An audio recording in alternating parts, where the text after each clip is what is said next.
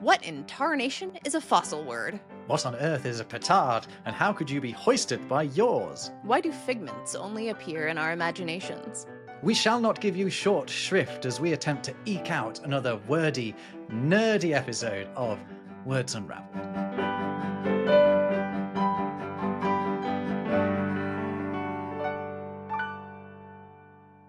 Welcome to another Words Unravelled. I'm Rob Watts from the YouTube channel Rob Words. And I'm Jess Zafaris, author of Words from Hell and Once Upon a Word. And today we are going to talk about fossil words. We're going to do a little bit of etymological excavation and dig up the origins of these interesting terms. But where we need to start there is with what a fossil word is, because people might not realise that this is even a term. That's right. When I introduced this on my TikTok channel, people didn't quite know what they were either. And I think they also, there's a little bit of misunderstanding around it. Some of the comments seem to just think that they were archaic words, which in many cases they are. But a fossil word is a word that primarily appears in the context of a phrase or an idiom. And it's mostly only found in that phrase or idiom. There's some variation, can be more than one idiom, but typically it's a contextual word. A good example is in the phrase to and fro. We don't typically say fro anymore, but it was a preposition and adverb meaning away or backwards in Old English. It's basically akin to the word from. Actually, just on that, I found this one as well. And did you know there was a word you used to be able to use to describe someone, which was froward? So not forward, it's spelled very similarly, just swap a couple of letters around. Froward. And to describe someone as froward was to suggest that at every possible opportunity, they went in the opposite direction to what was required of them or desired of them. Basically, to describe someone as froward was to say that they were a pain in the arse. They were typical. Rather contrary. Contrary is a perfect example of it. Yeah, so that is a really good example of a fossil word, because fro only really exists in that phrase, to and fro. And fossils are a really good metaphor for this, because these are words that are remaining traces of something that has gone before. It reminds me of lexical skeuomorphism. Are you familiar with that concept? I am not. It comes up a lot. Skeuomorphism is when like a newer piece of technology uses iconography or elements or design from an older piece of technology. So if your phone camera makes a shutter sound, there's no reason for that, but it reminds us of the older piece of technology. Or like in Photoshop, all of the tools use symbols and icons of earlier pieces of technology. The cut and paste uses scissors. Word processing app might use a pen tool as a logo. So I feel like fossil words are sort of skeuomorphism, but for words. And that makes me wonder if things like, the pod in podcast could be considered a fossil, or will one day be considered a fossil, right? Because you reach a point where a certain generation doesn't know why that element is there, because they weren't around for the original technology, right? They don't know that the pod in podcast is from iPods, because they were the only place that you could play them to start with. Yeah, I think that's a good point. And to what extent will people use the term iPod in the future, except to refer to the older piece of technology? Yeah, probably not. Probably not. But some more fossil terms then, or fossil words. What have you got for us, Jess? I've got a few in my back pocket, but I'll allow you to go first. One of my favorites is also an unpaired word, or an orphan negative, which we had been talking about in an earlier episode. But it's inclement, in inclement weather. It's from the Latin clementum, which means placid or mild. So inclement weather is weather that is not placid or mild. Right, because you can still talk about clemency, can't you? Which is the same origin, right? That is mercy or whatever. Yeah, we talk about inclement weather. Another one is ulterior motives. We don't use the word ulterior in any other context, as far as I know. But at some point, it was just as common as the words interior and exterior. What is that that ULT element? Yeah, well, that is just a variation on the prefix ultra. So where interior is in here, exterior is out there, ulterior, ultra area, right, is beyond, because ultra means beyond. So it's something that's even further away than exterior to where you are now. That's neat. That's also that element is also interestingly and surprisingly in the term outrage. Have we talked about this before? Let's do it. Outrage doesn't include the words out or rage, but it's actually from the Latin ultraticum, and it was morphed into outrage in French, and then became misinterpreted or misheard as outrage, basically. So the Latin word means like extraness or ultraness. So that's why outrageous fashion, for example, is out there, but it doesn't make you rage. Yeah, exactly. What are some other fossil words that you know of? Well, a lot of them relate to old practices that we don't have around anymore. And these are just sort of words that are left over. A really good one, albeit a slightly morbid one, is the word shrift in the term short shrift. Do you know about this one, Jess? No, tell me. Okay, so shrift was a confessional that you do with a priest. It could also No be kidding. it could also be the absolution that you got from that confessional. But in the term short shrift, it refers very specifically to the practice of giving someone who was about to be executed, who was bound for the gallows or for the chopping block. I don't know, is that what you call it? A short opportunity, an all too short opportunity to be absolved of their sins, to be able to give their confessional. To give them short shrift was to do them the disrespect of not allowing them to absolve themselves of the crime and the sins that they had committed. No kidding. A good quote including it comes from the Walter Scott novel Quentin Durward from 1823, where one of the characters is a king, right? And he says, "I pray you, tell my kind cousin, if he loves such companions," by which he means thieves and vagabonds in this sense, "he had best keep them in his own estates, for here they are like to meet with short shrift and a tight cord."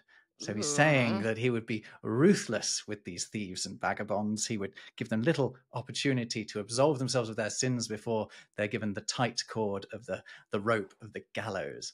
Ooh, that is dark. I have another one here that relates to crime, a couple actually. Mm. One of them is on the lam, that phrase, Oh, yeah. which means on the run.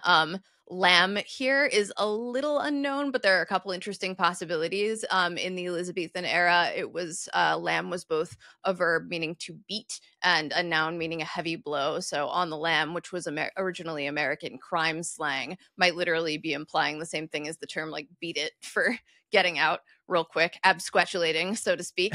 Absquatulating, another great word. But this might also be related to the word lambast, which we had a Twitter discussion about not too long ago, right? Because Yeah, you say lambast, right? I also absolutely. And I've never heard it pronounced otherwise. apparently it was originally lamb-based, and some people do still pronounce it that way. And it's a duplicative or repetitive term because lamb here means beat, and bast or based was an older word for beating, unrelated to the word based, as in like putting liquid on your food. Yeah, I was going to say Um, lamb-based sounds like something you'd do before a Sunday roast. Yum, yum, yum. but apparently it originally meant to beat the tar out of somebody, essentially. Now it means Wow. like to verbally do so. And then the other one that I have that's related to sort of like American thieves slang was the phrase kit and caboodle, which caboodle doesn't Ooh. come up a lot. Yeah, that's a good one because I know a little bit about this one. And this one is not a traditional fossil word, right? I'll let you explain the technicality with this one. It's almost like a humorous construction. It because boodle is the word that we're really like aiming for here, and the phrase "the whole boodle" sometimes also comes up in like thieves slang, and it's from basically the same word in Dutch, which meant property. So like kit and caboodle apparently was a term for collectives in several contexts, like sports, the military, fishing, and sailing. And kit here might be like a wooden vessel, so kit and caboodle could imply like the whole ship and its cargo.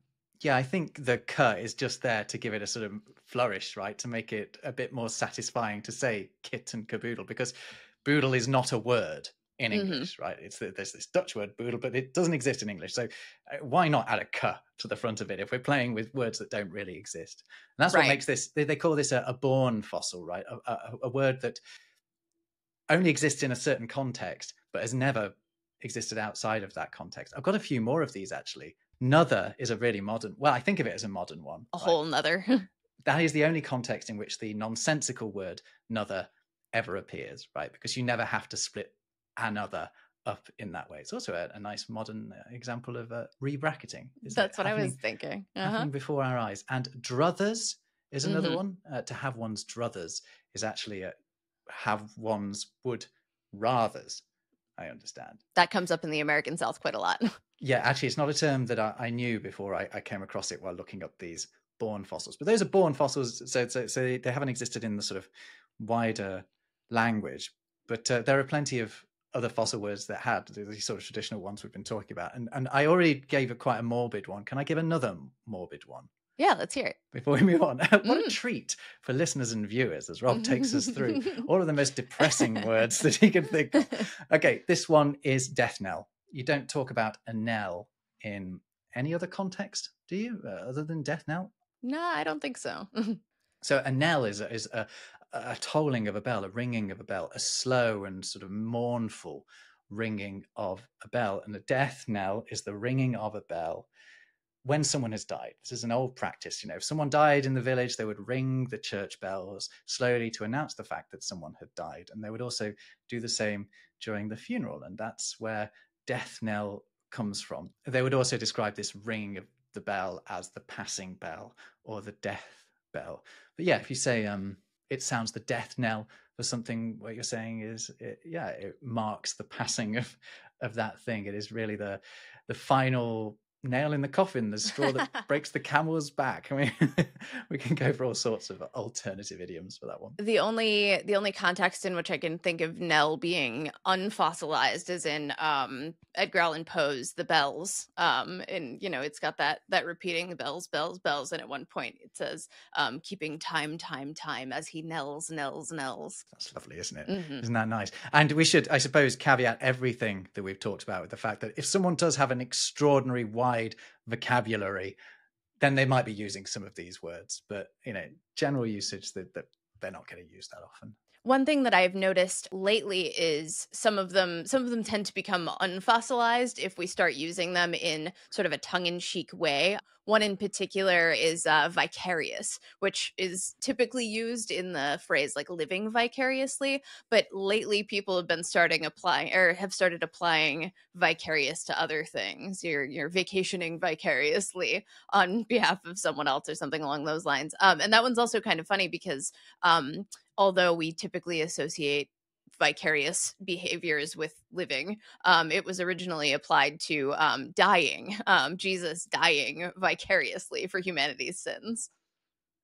Oh, wow. Mm-hmm. Okay, I had no idea of that. I remember coming across the word vicarious while studying like A-level psychology. There was a concept in there called vicarious reinforcement, where you reinforce a behavior via something else. But yeah, I didn't know that there was a sort of biblical root to that one. Mm-hmm. It means like taking the place of someone. It's also related to the word vicar, perhaps. No. And yeah, for the same reason, like someone who stands as a either a representative for humanity or embraces Jesus's vicarious dying.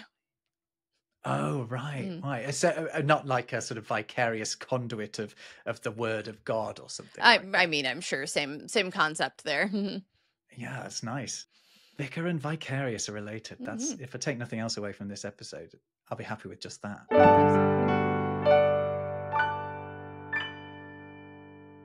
One of my favorite fossil words too, because I think of the context in which it appears, is figment, which like figment of your imagination. And figment means shape. So a shape that your imagination takes. And you sometimes hear people say pigment of the imagination, right? And actually, these fossil words are a really good way of generating something that we've also talked about, eggcorns. Mm-hmm. Because these words don't exist outside of the context of these idiomatic phrases, people struggle to pick up on them, and they replace them with words that they are already aware of from elsewhere. Two that we've already talked about in other episodes are desserts. In just desserts, people don't really talk about getting their desserts normally, even though it's a fairly sensible noun nounification of deserve, right? What you Mm. deserve are your desserts. There's only one S in the middle of there. And also champing. We don't hear champing really outside of the context of champing at the bit, but champing is actually it is really just an alternative to chomping. So when people say chomping at the bit, it's not that wrong. It does mean sort of to chew at. A horse is chewing at the bit in their mouth. I found a really nice quote including champing, though, from a time when it was more appropriate to use it beyond just the phrase champing at the bit. It was in Tobias Smollett's rather hilariously named The Adventures of Peregrine Pickle. There's a particularly misanthropic character in there who says, "Why didn't nature clap a pair of long ears and tail upon me, that I might be a real ass and champ thistles in some common?" Oh, that's lovely. That also reminds me, it's in champing also appears in The Hobbit during the riddle scene. The riddle is white horses on a hill, they champ, they stamp. And I don't remember the end of the riddle, but the solution, I believe, is teeth. Okay. So I'm calling it a fossil word, but actually, maybe it's not. Or Semi-fossilized. yeah, exactly. There's still remnants of the original organism out there. Yeah. Right. Another one that people tend to egg corn that we may have addressed in that episode was is bated breath. It's related to the word abate, but people will sometimes misspell it as BAIT, like fishing bait, which kind of makes sense because you're kind of on the hook. But that's what makes it an egg corn, right? It's understandable that you would Yeah. make that mistake, and we don't use bait outside of abate. Yeah, that's right. It has a logic to it. And actually, you could go your entire life saying bated breath, meaning it with an I, and just get away with it. Right. A lot of people won't catch it. No one need know. A similar one to bait and abate, bide in bide your time. We use the word abide, which is related to that, and it prominently reminds me of the Coen brothers film The Big Lebowski. The dude abides. Or in the South, sometimes we'll say we can't abide such irreputable behavior when someone isn't living up to our expectations of them. But we don't typically use it without the A, so bide in that case is the fossilized word. So to bide your time, what does it mean? It's a Middle English or Old English term meaning to stay, so, or to continue. So if you're biding your time, you're waiting, you're remaining and you're awaiting the perfect moment. So when we say abide with me or sing abide with me, Mm-hmm. are we essentially saying stay with me, Mm-hmm. wait with me? Yep. The dude abides because he's just chilling, living through life. I've never heard that one before. It sounds incredibly American. Highly recommend The Big Lebowski if you have the opportunity to watch it. I'll take the recommendation. A similar one that is fossilized for similar reasons, and we discussed this in the rebracketing episode, is to eke out. The phrase eke out, and it's related to the word nickname because that was originally an eka name, and eke here and eka meant to increase or to lengthen or to have something additional on top of it. So a nickname and an eka name were additional names, and to eke out is to increase or lengthen something. That's it. Have we stretched out that one far I enough? think we have. Eke a little bit more content out of it. What about beck and call? We don't talk about beck very much, although actually it is just a variant of beckon. Which is funny because we consider that an eggcorn when people say beckon call instead of beck and call, but it's more or less the same word. Yeah, it is, but you need the and there because you can't have a beckon call, because a beckon is supposed to be a hand gesture, right? It's supposed to be a silent gesture of I'm doing a little curly finger gesture, but it doesn't necessarily have to be that a beck or a beckon. It can be any silent gesture that indicates a command. And the difference there is just parts of speech, right? Like beckon is more typically a verb and beck is more typically a noun. Yeah, exactly. Yeah, but we've lost one and kept the other. Interesting. One that comes to mind is kith and kin. We don't use kith very often, but this is a repetitive phrase. It's just like an alliterative reduplication almost, because kith was a word for like your people or your kinsmen as well. So kith and kin is my people and my people. Yeah, the way I sort of interpret it to give it a little more credit is that kith is kind of your friends and kin is your family. I think There we that's kind go. of the idea. It's like saying friends and family, but we've already got an alliterative phrase for that, friends and family. Right. So we don't need kith and kin as well. Yeah, and also run amok. That's one. Ooh, that Amoked. one, that is the one that I have that's a little bit of the, on the darker side. It's a bit mucky, is it? Yeah, it's not great, it's not great. This one's in the chapter on bias in my book, Words from Hell. It was originally applied by Portuguese tradespeople to people in Malaysia and Indonesia. Apparently, some Javanese people in the 1500s were known to run around the streets and kill people. And these writings in Portuguese use the term amuco to describe them. It's based on a Malay word meaning to attack furiously. And apparently there was kind of a mass hysteria spell of this for some reason at the time. Not sure what the deal was with that, but people who were being described might have had like a psychological condition of some kind. And indeed, amok in the late 19th century was a term for a psychiatric condition that caused like violent sudden behavior, and it's described as what they call a culture bound syndrome. Oh. The trouble is that saying that someone is running amok is to compare them to like frenzied murderous Javanese people, which is obviously problematic and a little bit on the racist side. Yeah. Does that mean I have to stop using it? I mean, I don't think that anyone actually connects it to that now. I would maybe ask someone who is Javanese if they find that term offensive, and then go from there. Yeah, but if we stop using every term that originates somewhere offensive, We run out of we're going to have to words. watch it. I mean, we have to watch every word even more than we already do. Oh, I'm starting to sound like my dad. It's when it comes to those things, I'm like, I try to be mindful of it. And if I run into someone who finds it troubling, then I correct myself and move on. Do you say amok or do you say amok? Typically, I say amok, which interestingly is closer to the original Malay spelling, which was amuk. But I hear you saying amok, which is Yeah. closer to the English spelling. Well, actually, though, so amok is spelled amok, often, not all the time, obviously, which is quite close to the Javanese spelling. But amok can be spelled amuck, and that's because of conflating the word with the word muck, right? And you can find examples of the phrase being run a muck rather than run amok. That again, a rebracketing issue. It's one of these things that just keeps coming up. People have thought that, that a is actually supposed to be an indefinite article rather than it just being the start of the word amok. Another funny rebracketing one is in the phrase that I associated with the Looney Tunes cartoons and Yosemite Sam saying, "What in tarnation?" Which is this like, stereotypical Texan phrase.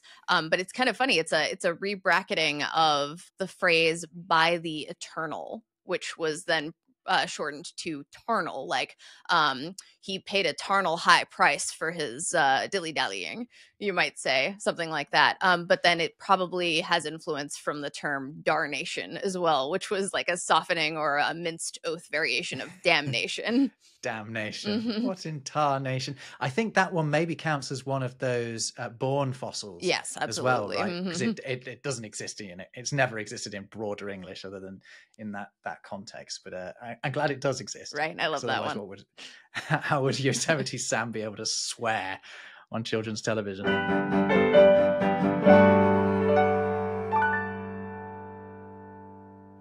Oh, I've got another good one. All right. This one has a little sort of rude edge to it. All right. Hoist by his own petard. Oh, I love this one. This is great. Yeah. Okay, so it's Shakespearean. The term hoist by his own petard. In fact, in Hamlet, it is hoist with his own petard, but we sometimes say hoist by his own petard. And a petard, well, actually, I'll let the Oxford English Dictionary tell you what it is. It describes it as a small bomb made of a metal or wooden box filled with powder used to blow in a door, gate, etc., or to make a hole in a wall. So it is a small explosive device, right? A petard. Actually, in French to this day, petard is like a little banger, something that a kid might throw on the floor to make a bang, and also actually has the same root as the French for to fart, which is pity. That's one of my favorites because it basically means like thrown in the air by your own fart bomb, so to speak. yeah, there's a little bit of. By the way, the French also have a really good word, which is petard, right, which literally means to fire a load of gunshots at once, like a fusillade. Oh, interesting. Right? Petard. That's neat. But it can also mean to emit a whole stream of farts. Oh, fabulous. I love it. And so Shakespeare, Hamlet, hoist with his own petard. What is the line here? It is, for 'tis the sport to have the engineer hoist with his own petard, because Hamlet is talking about turning the tables on the people sent to assassinate him. Right. So you're basically blown up by your own bomb. Interesting. Yeah. The diagrams of petards are very interesting, especially the Elizabethan or medieval looking ones. Sorry, the diagrams. I have looked up diagrams of petards. Anarchist's cookbook. What is this? I find them they're really neat because it's like you almost stick this conical shaped object onto a door or a rampart, and it forces the explosion into the door and punches a hole in it. It's like a siege breaking device, which is really neat. But you can also imagine that at that time, an explosive of that kind could also very easily backfire. Jess, I'm forever surprised by your pastimes, looking up explosive diagrams. Of course. I should stop being surprised. I should stop. Endless curiosity. We both enjoy that. Yeah. Any more of these, Jess? Let's see. This is a born fossil, but I like the word a lot, so let's cover it. The whole shebang is one of my favorites.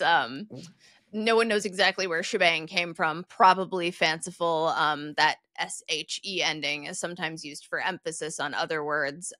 It is found in Walt Whitman, 1862, used it as a word for a shelter, and that's probably the gist of this phrase here. He said, besides the hospitals, I also go occasionally on long tours through the camps, talking with the men, etc., sometimes at night among the groups and around the fires in their shebang enclosures of bushes. So maybe it's a rudimentary enclosure or a space, but it's also been recorded as a word for a tavern, and then at Yale students would use it as a word for a dorm or a public hall. So the gist of the whole shebang is like the whole room or the whole place.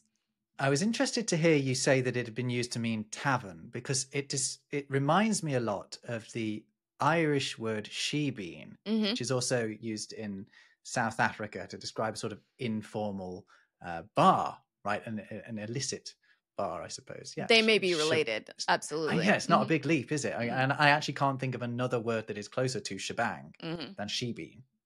Another one is the fettle in fine fettle.